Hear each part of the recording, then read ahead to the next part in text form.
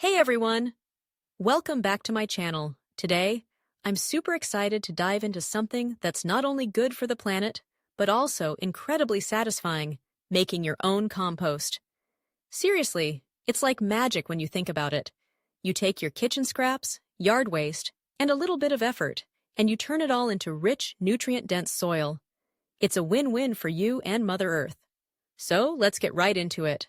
First things first, what is compost? Well, compost is basically decomposed organic matter. It's what happens when you take things like fruit and vegetable scraps, leaves, grass clippings, and even some coffee grounds, and let them break down over time. The result? A dark, crumbly substance that's packed with nutrients. It's like giving your plants a superfood boost. Now you might be wondering, why should I compost?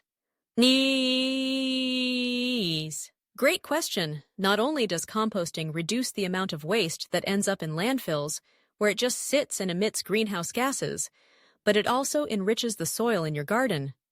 Healthy soil means healthy plants, which means a more vibrant garden, and better produce if you're growing your own food. Plus, it's a fantastic way to teach kids about sustainability and the importance of reducing waste. So let's get started. First, you need to decide where you're going to compost. If you have a yard, you might opt for a compost bin or a simple pile. You can buy a fancy bin, or you can make your own using pallets, or even a trash can with holes drilled in it. If you live in an apartment or don't have outdoor space, no worries. You can compost indoors using a worm bin, also known as vermicomposting. Worms are nature's little recyclers, and they'll break down your scraps into nutrient-rich compost in no time. Now that you have your composting set up, let's talk about what you can compost. The golden rule is to remember the greens and browns. Greens are your nitrogen-rich materials, like fruit and vegetable scraps, coffee grounds, and grass clippings. Browns are carbon-rich materials, like dried leaves, straw, cardboard, and paper. A good rule of thumb is to aim for a ratio of about 3 parts browns to 1 part greens. This balance is crucial because it helps the compost break down efficiently and prevents any unpleasant odors. Speaking of odors, let's address the elephant in the room. If you're worried about your compost smelling bad, don't be. It's all about maintaining the right balance. If you notice a foul smell, it could mean you have too many greens and not enough browns. Just add more dried leaves or shredded paper to balance things out. And remember to turn your compost regularly. Aeration is key to speeding up the decomposition process and keeping things smelling fresh. Now, let's talk about what not to compost.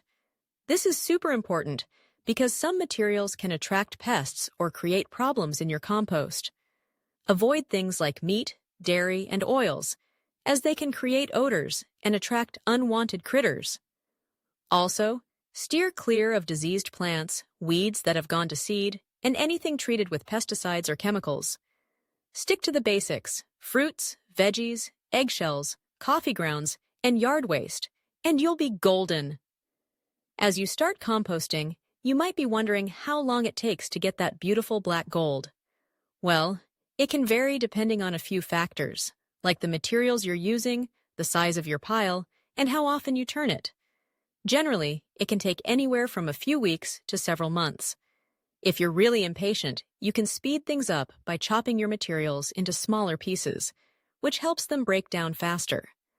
Once your compost is ready, you'll know it's time to use it when it looks dark and crumbly, and it smells earthy, not like rotten food. You can use your compost in a variety of ways. Mix it into your garden beds to enrich the soil, sprinkle it around your plants as a top dressing, or even make compost tea by steeping it in water and using it as a liquid fertilizer. Your plants will thank you. And here's a little bonus tip. If you have kids, get them involved. Composting can be a fun family project.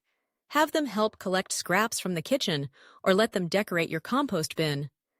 It's a great way to teach them about sustainability and the life cycle of waste. And who knows, they might even get excited about eating their veggies if they know they're helping the planet.